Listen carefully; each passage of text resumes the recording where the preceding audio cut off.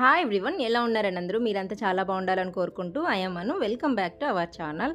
ఈరోజు కొంచెం ఎర్లీగానే లేచి కేక్ వర్క్ అయితే స్టార్ట్ చేశాను. లేవడంతోనే ఇంకొంచెం పని ఉంది నాకు వేరేది, అందుకోసమని బేస్ రెడీ చేసి పెట్టేశాక తర్వాత వర్క్ చేసుకొని కంప్లీట్ చేసుకొని వచ్చాక ఫ్రాస్టింగ్ చేయొచ్చులే అనేసి ఈ మధ్య అయితే ఒక 1 వీక్ నుంచి కూడా నేను ఆర్డర్స్ కరెక్ట్గా ఏం తీసుకోవడం లేదు. పాపకి హెల్త్ బాగాలేదనమాట. సో నేను అక్కడ బిజీ అయిపోయి ఇవైతే తీసుకోవడం లేదు. ఇది పాప వాళ్ళ ఫ్రెండ్, బాగా బెస్ట్ ఫ్రెండ్ అనమాట. తనకి బర్త్డే, అందుకోసం అనేసి ఇది చేస్తున్నాను. ఇదైతే ఈ బ్లాక్లోనే ఇవ్వాలి, నేను వెళ్ళి డెలివరీ చేయాల్సిన అవసరం లేదు. ఒకవేళ నేను వెళ్ళి డెలివరీ చేయాల్సిందైతే నేను తీసుకునేదాన్ని కాదు.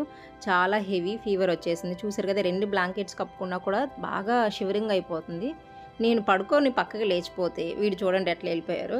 మనం పిల్లలకు ఒక 10 ఇయర్స్ వచ్చే వరకు కూడా మనం కంఫర్ట్గా నిద్రపోలేము, ఎందుకంటే మనల్ని అతుక్కొనే ఉంటారు, లేకపోతే మనం పక్కకి వెళ్ళిపోతే పడిపోతారు, అది ఇది అనేది ఉంటుంది. కాబట్టి నిద్ర మాత్రం నాకు ఇప్పటికి కూడా బాబుతో పడుకున్నప్పుడు కంఫర్ట్గా నిద్రపోలేను, ఎందుకంటే వాళ్ళు మీద కాళ్ళు చేతులు వేస్తుంటారు, మనం ఒక పొజిషన్లో తిరిగి పడుకోవాల్సి వస్తుంది, వాళ్ళు ప్యాంపర్ చేయాల్సి వస్తుంది. కాబట్టి ఇప్పుడు పాప అంతా అయిపోయారు అనుకోండి, వాళ్ళు ఇండివిజువల్గా నిద్రపోతారు కాబట్టి మనకి అలా ఉండదు. కానీ లేకపోతే కన్న దగ్గర నుంచి, అదే కొంతమందికి అయితే పొట్టలో ఉన్న దగ్గర నుంచే మళ్ళీ వాళ్ళకి ఒక కొంచెం ఇలాగా ఒక 10 ఇయర్స్ వచ్చేంత వరకు మనల్ని వదిలిపెట్టారనమాట. మనతోనే పడుకుంటారు, మనకు ఒక కంఫర్ట్గా నిద్ర అనేది ఉండదు.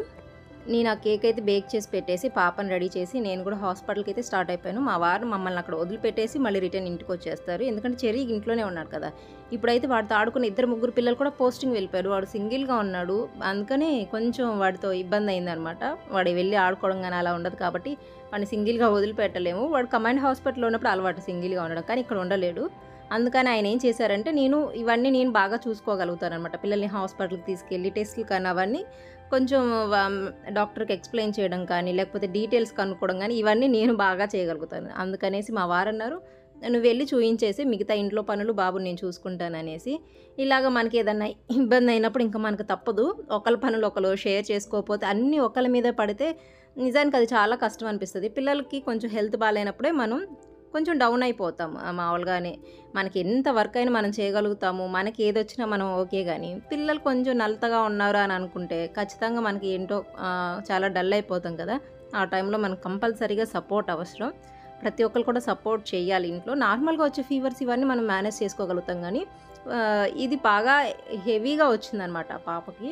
అసలు ఎలా వచ్చిందంటే, మనం ఒక 5 మినిట్స్ కూడా తను వదిలిపెట్టి పక్కకు వెళ్ళే అంత వీలు లేదు. అసలు నిప్పులు ఉన్నట్టే ఉన్నాయి అనమాట. బాడీ అంత హీట్, షివరింగ్, వీక్నెస్, ఎక్కడైనా టచ్ చేస్తే విపరీతమైన పెయిన్ అనమాట. అలా వచ్చేసింది. ఇంకా డెంగ్యూ, మలేరియా, టైఫాయిడ్ అవన్నీ టెస్టులు చేయించాము.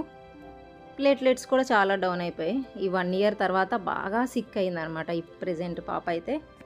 ఇంటికి వచ్చేలోపు మా వారైతే కొంచెం నాకు హెల్ప్ చేసి పెట్టారు, కొంచెం వర్క్ అది చేసి ఉంచారు. ఇంకా రాగానైతే నా వర్క్ స్టార్ట్ చేసుకున్నాను.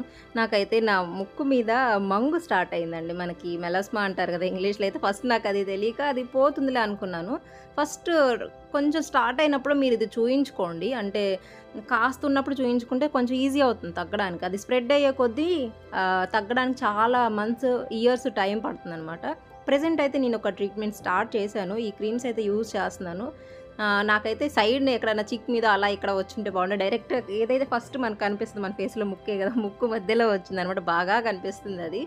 స్టార్టింగ్లో అయితే బాగుండేది. స్టార్టింగ్లో నేను వెళ్ళి చూయించుకున్నాను, క్రీమ్స్ ఇచ్చారు, కానీ ఒకరోజు రాస్తే 2 రోజులు వదిలేయడం, లేకపోతే ఎక్కడికైనా వెళ్ళినప్పుడు ఆ క్రీమ్ తీసుకెళ్ళకుండా ఉండడం, అలా చేయడం వల్ల అది స్ప్రెడ్ అయిందనమాట. ఇప్పుడు బాగా కనిపిస్తుంది. ఇప్పుడు నాకు టైం చాలా పట్టింది. ప్రెజెంట్ అయితే నేను కొంచెం ఇప్పుడు కేర్ తీసుకొని ఒక 1 వీక్ నుంచి కరెక్ట్గా అయితే యూజ్ చేస్తున్నాను. నాకు కనీసం ఒక 6 మంత్స్ అన్నా పట్టుద్ది అన్నారు మ్యామ్ చూయించినప్పుడు. చూడాలి మరి ఎలా అవుతుంది. ఒకవేళ నాకు తగ్గితే మీకు నేను చెప్తాను ఇది ఎలా చూసుకోవాలి అనేసి. వీళ్ళైతే కేక్ ఆర్డర్ చెప్పినప్పుడు ముందు రోజు ఈవినింగ్ చెప్పారు. పాప అన్నది, చెయ్యి మమ్మీ, నా ఫ్రెండ్ తను ఎప్పటి నుంచో అన్నది, నీతో నేను కేక్ చేయిస్తానని చెప్పాను అని అన్నది అనేసి అన్నారనమాట. నేను నైట్ కేక్ డిజైన్స్ పంపించి, పాప సిచ్యువేషన్ ఇలా ఉంది, నాకు మీరు ఏ డిజైనో ముందుగా చెప్తే దాన్ని బట్టి నేను కేక్ టిన్ సైజ్ మనం సెలెక్ట్ చేసుకోవాల్సి వస్తుంది కదా.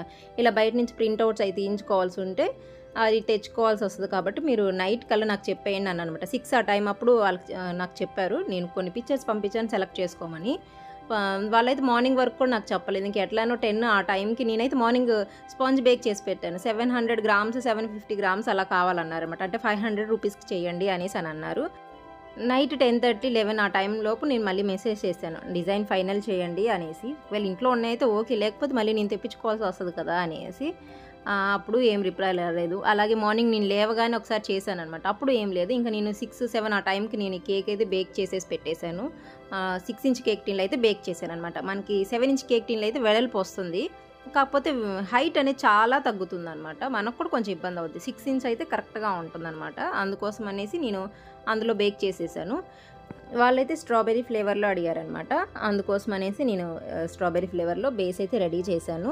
చాలా సార్లు వీడియోలో కూడా చూయించాను కదా! ఒకవేళ ఎవరికన్నా ఎగ్‌తో కానీ, ఎగ్‌లెస్ కానీ 750 గ్రామ్స్‌కి మెజర్‌మెంట్స్ ఎలాగా అని ఉంటే నాకు కమెంట్ చేయండి. నేను మెజర్‌మెంట్స్ అనేవి మీకు రిప్లై చేస్తాను.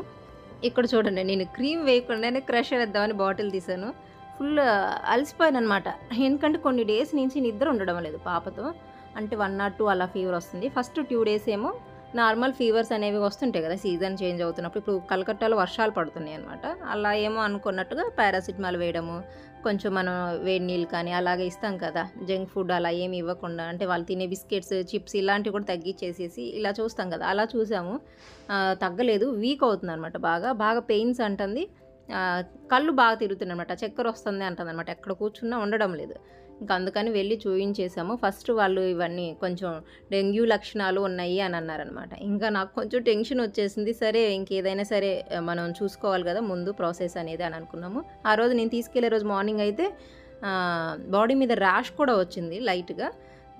బాడీ మీద ర్యాష్ అలా వచ్చింది. ఇంకా స్టమక్ పెయిన్ వెళ్ళాక స్టమక్ పెయిన్ కానీ, గమ్స్‌లో బ్లీడింగ్ కానీ అలా అవుతుందని అడిగారు మ్యామ్. అప్పటికి స్టమక్ పెయిన్ కానీ, గమ్స్ బ్లీడింగ్ కూడా అవ్వలేదు. నెక్స్ట్ డే మార్నింగ్ అయితే గమ్స్‌లో బ్లీడింగ్ వచ్చేసిందనమాట. నాకు భలే టెన్షన్ వచ్చేసింది. ఇప్పుడు ఎలాగా అనేసి. ఎందుకంటే ఆ బ్లడ్ టెస్ట్‌లు అలా చేస్తుంటే అబ్బా! అది చూడలేకపోయాం. అల్లాడిపోయిందనమాట. అక్కడ ఎక్కడైతే అదే ఇక్కడ తీస్తారు కదా మనకి హ్యాండ్‌కి, అక్కడైతే పాపం తన హ్యాండ్ అంతా బ్లాక్‌గా అయిపోయింది. ఆ బ్లడ్ తీసి. పాప అయితే చాలా స్ట్రాంగ్‌గా ఉంటది. చిన్న వాటికి నీరసం అవ్వడం గానీ, అంటే నేనన్నా నీరసం అవుతాను గానీ కొన్ని వాటికి తను అలా నీరసం అవ్వదనమాట. చాలా ఇబ్బంది పడితే మాత్రమే తను అలా డౌన్ అవుతుంది. చూసారుగా తన ఫేస్ కూడా నేను పడుకోబెట్టి వచ్చాను. కొంచెంసేపు నిద్రపోయి లేచాక మళ్ళీ వచ్చింది. ఇంకా నేను కానీ ఆయన కానీ కంపల్సరీగా పక్కన ఉండాల్సొస్తుందనమాట. మ్యామ్ కొంచెం అలా చూస్తూ ఉండండి అని చెప్పిందనమాట. ఒకవేళ డెంగ్యూ అయినా మీరు భయపడాల్సిన పని లేదు. ఇక్కడ చక్కగా మీరు ఇంట్లోనే ఉండి లిక్విడ్స్ అవన్నీ ఎక్కువ ఇస్తా, కొంచెం పారాసిటమాల్ అవి వేస్తే సరిపోతుంది. ఏదన్నా ఇట్లా గమ్స్‌లో బ్లీడింగ్, వామిటింగ్స్ అలా వస్తే మాత్రం హాస్పిటల్‌లో అడ్మిట్ చేసేసి అవి సెలైన్స్ ఏవి ఉంటాయి కదా! అవి పెట్టాలన్నారు. నిజానికైతే మాకు ఆర్మీ హాస్పిటల్ ఒక్క ఇంజెక్షన్ కూడా పడదండి. బయటైతే ఈ టైంకి ఎన్ని ఇంజెక్షన్‌లు ఏస్తారో కదా! సివిల్‌లో అయితే బాగా అవసరం అనుకుంటే తప్పితే ఇంజెక్షన్స్ వెయ్యరు. అందుకనేసి నేను పిల్లలు కొంచెం ముందు అక్కడే తీసుకెళ్తాను. ఎందుకంటే మనం చూడలేము. వాళ్ళు భరించినా కానీ మనం చూడలేమనమాట. మాకు ఇక్కడ ఇంజెక్షన్స్ అలా ఏమి ఉండవు. ఇలా పిల్లలు సిక్ అయిన టైంలో ఫ్యామిలీ సపోర్ట్ అనేది మదర్‌కి చాలా ఉండాలి. ఎందుకంటే అన్నీ హ్యాండిల్ చేయాలి. అంటే నైట్ టైమ్స్ అందరూ పడుకున్నా గానీ మనం పడుకోం గదా! వాళ్ళని చూసుకుంటా ఉంటాం, అబ్జర్వ్ చేసుకుంటా ఉంటాం, టైంకి మెడిసిన్ ఇస్తాం. మళ్ళీ వాళ్ళకి సెపరేట్‌గా ఫుడ్ చేస్తాము. వాళ్ళు నొప్పి ఉందనుకోండి వచ్చి ఫస్ట్ మనకే కదా చెప్పేది. అక్కడ నొప్పి, ఇక్కడ నొప్పి అని. అంటే మనం పైకి చెప్తాం గానీ తగ్గిపోతది అనేసి. కానీ లోపల చాలా ఇదని ఉంటది. నాకు ఈ టైంలో మా వారు మాత్రం సపోర్ట్‌గా ఉంటారు. ఎవరన్నా మన ఛానల్‌లో జెంట్స్ చూస్తుంటే మాత్రం మీరు అలాంటి సిట్యుయేషన్స్ ఫేస్ చేస్తున్నప్పుడు మీ ఇంట్లో ఆడవాళ్ళు మీరు ఏమి హెల్ప్ చేయకపోయినా ఒక్క మాట అడగండి, ఏదైనా హెల్ప్ చేసేదా అనేసి. ఆ మాటలకే మాకు బోల్డ్ అంత ఎనర్జీ అయితే వస్తుందనమాట. మీరు చేయకపోయినా ఆ ఒక్క మాట అడిగితే చాలన్నమాట. ఏదైనా హెల్ప్ చేసేదా, నువ్వు పాపతో ఇబ్బందిగా ఉన్నావా, బాబుతో ఇబ్బందిగా ఉన్నావు కదా అనేసి అడగండి.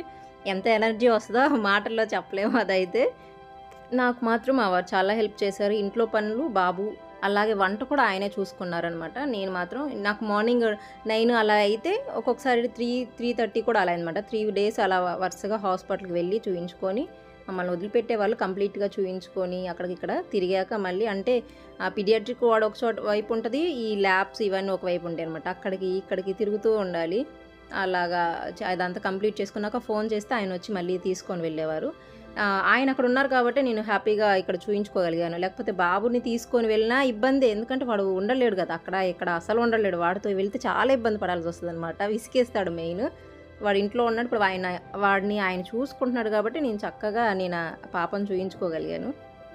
ఈ కేక్ వచ్చేసరికి మొత్తం పర్పుల్ కలర్‌లో ఉంది. డిజైన్ చాలా బాగుంటుంది క్యూట్‌గా. అందుకే ఎండ్ వరకు చూడండి. మనం డైరెక్ట్‌గా మొత్తం పర్పుల్ కలర్‌తో పెడితే ఎక్కువ కలర్ యూజ్ చేయాల్సి వస్తుంది. అంత మంచిది కూడా కాదు కాబట్టి ఫస్ట్ నేను వైట్ ఫ్రాస్టింగ్ అయితే చేశాను వైట్ విప్పింగ్ క్రీమ్‌తో. తర్వాత ఒక 4 టేబుల్ స్పూన్స్ వరకు అయితే విప్పింగ్ క్రీమ్ తీసుకొని అందులో నేను ఈ పర్పుల్ కలర్ యాడ్ చేసి దాన్ని పైన వరకు జస్ట్ ఒక థిన్ లేయర్ వరకు స్ప్రెడ్ చేసి తర్వాత మొత్తం నీట్గా అలా ఫినిషింగ్ చేసేసుకున్నాను. మనం స్మూత్ హ్యాండ్స్తో చేయాలన్నమాట, లేకపోతే మనకు పైన ఉన్న పర్పుల్ కలర్ అంతా పక్కకు పోయి లోపల ఉన్న వైట్ వస్తుంది. అందుకోసం అనేది అది కొంచెం పైన స్ప్రెడ్ చేశాక చాలా స్మూత్ హ్యాండ్స్తో డీల్ చేయాలి. తర్వాత 146 నోజులు తీసుకున్నాను అనమాట. ఈ నోజుల్ నెంబర్ వచ్చేసరికి 46. మీకు నోజులు చూపించలేదు కానీ నెంబర్ చెప్తున్నాను కదా, మీరు కొనుక్కోవాలంటే తీసుకోండి, చక్కగా బాగుంటుంది. ఇలాగా ఆ డిజైన్లో ఈ కింద ఇలాగా ఫ్లవర్ లాగా పెట్టుందనమాట. 146 నోజులు యూస్ చేసి నేను ఇలాగా పెట్టేశాను అనమాట. బార్డర్ అయితే ఇచ్చేసాను. ఆల్రెడీ మనం అయితే purple colour whipping cream ready చేసుకున్నాం కదా, ఇంకొక 2 డ్రాప్స్ ఎక్స్ట్రా యాడ్ చేసేసి కింద బార్డర్ అయితే కొంచెం డార్క్ కలర్లో ఉంది కదా ఇచ్చేసాను. తర్వాత ఈవినింగ్ పాప అయితే కొంచెం స్పైసీగా ఏమన్నా తినాలని ఉంది. ఏ ఆప్షన్స్ అడిగినా మళ్ళీ వద్దు అన్నదనమాట. అందుకనేసి వాళ్ళ డాడీ చేశారు. ఇన్ని పచ్చిమిర్చి పాప తినదులేండి, ఈ పచ్చిమిర్చి వేసింది నా కోసం, తనకు కొంచెం తక్కువ వేసేసి ఇస్తాం అనమాట. కొంచెం స్పైసీగా కావాలంటే తింటుంది. పాప వేసుకున్న డ్రెస్ అయితే నేను అజియోలో తీసుకున్నాను. ఎవరికైనా నచ్చితే తప్పకుండా కమెంట్ చేయండి, నేను లింక్ అనేది ఇస్తాను. చాలా క్యూట్గా ఉంటారు. కాస్ట్ కూడా పెద్ద ఏం కాదు, 200 బిలోనే పడింది అనమాట. ఇలాంటి డ్రెస్సెస్ వేసినప్పుడు అంటే ఇవి నీ వరకు ఉంటాయి కదా, లోపలైతే సైక్లింగ్ షార్ట్స్ వేయండి, పిల్లలకి కంఫర్ట్గా ఉంటుంది, ఇబ్బంది లేకుండా ఉంటుంది. మనం డైలీ యూనిఫామ్స్ అలా వేసినప్పుడు కూడా పిల్లలకి సైక్లింగ్ షార్ట్స్ వేస్తే వాళ్ళకి చాలా కంఫర్ట్గా ఉంటుంది, ఆడుకునేటప్పుడు కానీ అలాగా ఇబ్బంది పడరనమాట. కొంతమందికి ఏంటంటే కొంచెం హెల్దీగా ఉన్న పిల్లలకి ఎక్కువ నడిచినప్పుడు కానీ ఆడినప్పుడు కానీ ర్యాష్ లాగా వస్తుంది కదా థైస్ మీద, అలా రాకుండా ఉంటుంది సైక్లింగ్ షార్ట్స్ వాడితే. ఎందుకంటే ఫ్యాబ్రిక్ అదంతా మనకి లెగ్గిన్ ఫ్యాబ్రిక్ లా ఉంటుంది. అలాగే వాళ్ళు ఇచ్చిన డిజైన్ ప్రకారం అయితే నేను ఇవన్నీ ప్రింట్ తీయించేసి అటాచ్ అయితే చేశాను. చూడండి ఎంత క్యూట్గా ఉంది, నాకు అది భలే నచ్చింది. మీకు దగ్గరగా చూపిస్తాను చూడండి. ఒకటి టాపర్స్ యూజ్ చేస్తే మనకి ఏంటంటే ఆ కేక్కి 3D లుక్ వచ్చినట్టు ఉంటుంది అనమాట, భలే క్యూట్ అనిపిస్తాయి.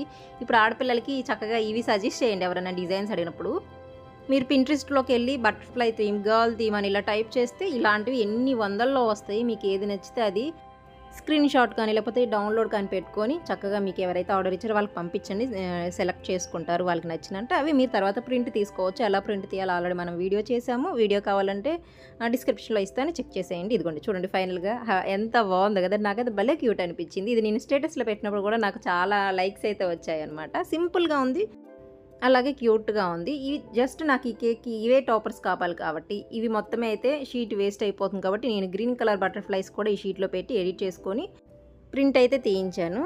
కేక్ వెయిట్ కూడా చూడండి 780 గ్రామ్స్ అయితే వచ్చింది. ప్యాక్ చేసి అయితే వాళ్ళకి ఇచ్చేసాను. చూసారు కదా, ఇలాగా ప్రింట్ తీయించాను అనమాట. ఈ వీడియో అయితే మీకు నచ్చిందని అనుకుంటున్నాను. వీడియో నచ్చితే తప్పకుండా లైక్ చేయండి. Thank you for watching. మళ్ళీ కలుద్దాం మరో వీడియోలో.